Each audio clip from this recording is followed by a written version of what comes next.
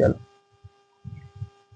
જય દ્વારકાધીશ ખેડૂત મિત્રો, હું VD Nakum, India agro, Jamkhambhalia district, Devbhumi, Dwarka, એની અંદર મારી યુટ્યુબ ચેનલ ઇન્ડિયા એગ્રો સેન્ટરમાં તમામ ખેડૂત મિત્રોનું હાર્દિક સ્વાગત કરું છું. નમસ્કાર.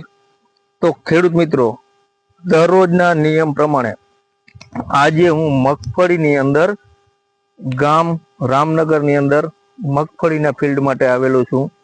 તો આજના વિડીયોની અંદર મને શું વધારે જોવા મળ્યું તેના વિશે ટૂંકમાં 2 મિનિટ ચર્ચા કરીશ કે આજે મગફળીના ફિલ્ડમાં જો જોયું તો એની અંદર શું જોવા મળ્યું અને શું કરવું પડે એમ છે. તો ખેડૂત મિત્રો, સૌથી વધારે પહેલી બાબત એ કે મગફળીની અંદર અત્યારે ગેરુ ટીકા બધી જગ્યાએ જોવા મળે છે. અહીંયા પણ જોવા મળ્યા, રામનગરમાં. કાલે બીજા ગામની અંદર ગયા હતા તો ત્યાં પણ હતા. તો ગેરુ ટીકાની તાત્કાલિક કાળજી લેવી. પછી બીજા નંબરમાં કે અમે મગફળીની અંદર લાઈવ ઘણી જગ્યાએ છોડ ઉપાડ્યા તો છોડની અંદર હજી સુધી મગફળીની અંદર બહાર નથી દેખાતી સફેદ ફૂગ, પણ ઘણી જગ્યાએ આ રીતના અહીંયા અંદર આ બાજુ એ રીતના મગફળીની અંદર સફેદ ફૂગ દેખા દીધી છે. એટલે જે જમીનની અંદર મગફળીની અંદર સફેદ ફૂગ આવતી હોય અને છોડ ઉપાડવા ત્યારે અંદર જ જો જરા દેખાવા માંડે તો એને તાત્કાલિક બેક્ટેરિયા નાખી અને એનું ટ્રીટમેન્ટ કરવું જોઈએ, અથવા હેક્ઝાકોનાઝોલ 75% ઉપરથી સ્પ્રે કરવો જોઈએ અને તાત્કાલિક કરવું જોઈએ.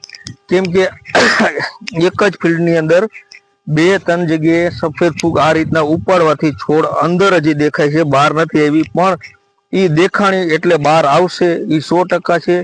એટલે ભેજ જમીનમાં હોય તો બેક્ટેરિયા 1 વીઘાની અંદર 1 કિલોના હિસાબથી નાખી દેવા જોઈએ ટ્રાયકોડરમાં. અને બીજું કે જો ભેજ વયો ગયો હોય તો કોઈ પણ કંપનીનો હેક્ઝાકોનાઝોલ 75% પંપમાં નાખી અને એનો સ્પ્રે કરવો જોઈએ. કેમ કે સફેદ ફૂગના કારણે મગફળીમાં ઘણી વખત બહુ મોટું નુકસાન થતું હોય છે. અને ગેરુ ટીકા હોય તો તાત્કાલિક પ્રોપિકોનાઝોલ અને ડાયપેનાખોલાઝોલનો ઉપરથી સ્પ્રે કરવો જોઈએ. બીજા નંબરમાં કે હજી પણ ખેડૂત મિત્રો મગફળીની અંદર ઈયળનો એટેક ચાલુ છે. હજી ઈયળ 100% ગઈ નથી. કેમ કે આજના ફિલ્ડની અંદર જોવા મળે કે પેલા દવા માર્યું તો રિઝલ્ટ મળ્યું છે, પણ જેમાં નથી માર્યું એમાં ઈયળ હજી ગઈ નથી. એટલે એનો એટેક પણ ચાલુ જ છે.